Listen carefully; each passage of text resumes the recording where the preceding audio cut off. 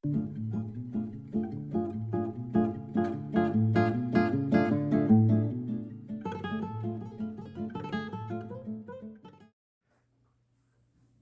that time again. 5 minutes with Sean, maybe 10. Thank you so much for the support and the conversation around Unplugged Volume 2 last week. It's just something that I enjoy doing. So thank you so much for the opportunity to share it with you. This week, I want to talk about mentors, right? So I've always been someone who sort of has fought the notion of a mentor or having one or making a big deal out of it, or even, I guess, to some extent, being one. And I don't know why that is. I think it's always because I've been self-motivated, self-taught in so much that I've dealt with in my life that I just never viewed it that way. But recently, I lost someone in my life that, after thinking about it and sitting there and letting it sort of digest, I realized they were a gigantic mentor in my life. Next to my father, it was the most male influence I received in my formidable 13 to 21 years, right? So this individual, man, was an unbelievable human being, was like the yin to my dad's yang. So like they coached us in baseball, and my dad was the one that was hard on me, and he was the one telling me, hey, your dad's trying to help, but I know it can be tough, and here's what I would do, and here's how I would approach it. And it was one of those things that you were able to get a voice. And my dad did the same thing for his son, right? Because they had the same relationship, he and my dad. He taught me how to be organized. He taught me, most importantly, how to follow my passion. And he would always say, no matter what you're going to do it loud. And it was in reference to music. Loved music. And my love for music was amplified by him and allowed me to explore it, and became a huge Grateful Dead fan because, again, the idea of chasing and following and diving into that passion was really how I got there. So in looking at mentors and thinking about what, I don't think that he would have ever called himself that.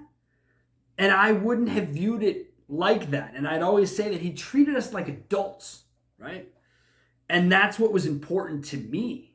That's what I thought was super cool, was to be treated like an adult, right?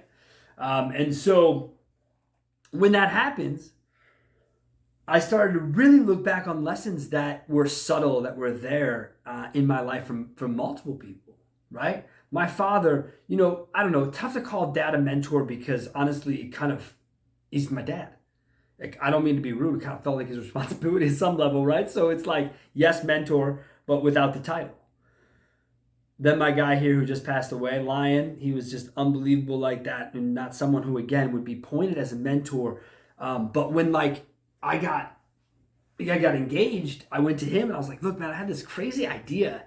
Huge Beatles fan, my man Lion. And I said, I had this idea to have my wife come down the aisle to Here Comes the Sun. And this smile came over his face. I can remember it now, looking at this camera right now, recording this episode, I can see his face.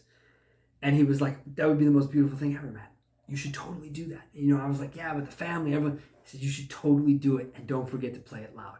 And he was invited to our wedding, and he missed it. There was a huge traffic jam, construction at my wedding, and he missed that moment. And so I had said afterwards, hey, did you see it? And he said, Sean, he said, I didn't, but I heard from everyone how beautiful it was. And it was one of those moments in life that you realize that people had impact on you well beyond what you noticed. And so recently someone had not asked me, but was like, hey, Sean, do you do mentoring or that sort of thing? And I said, not in an official capacity, not in a way that I'm aware of, that you and I shake hands and I am your mentor. It's never been that way.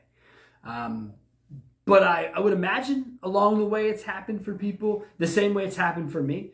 I've always, the idea of the mentorship has been something to me that I guess I've never embraced it on my side or on the exterior side of it.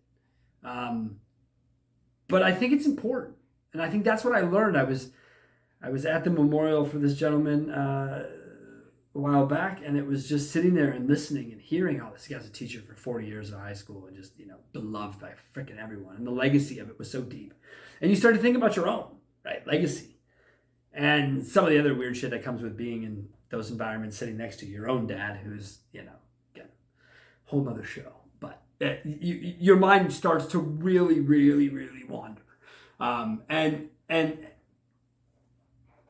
the idea of a mentor and him being one is something he certainly was to me, but neither one of us would have ever called it that. So I guess what I'm trying to say today is to not be worried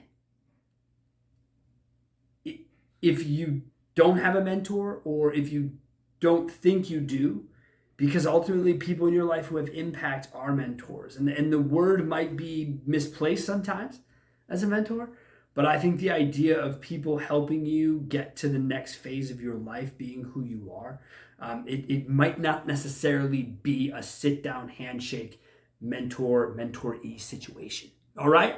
So remember, anyone around us helping us can always have an impact on our lives.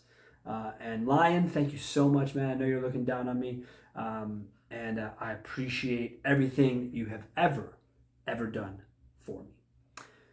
Thank you guys so much for joining me. As always, I appreciate it. Have yourselves a wonderful week, and we'll see you again next week.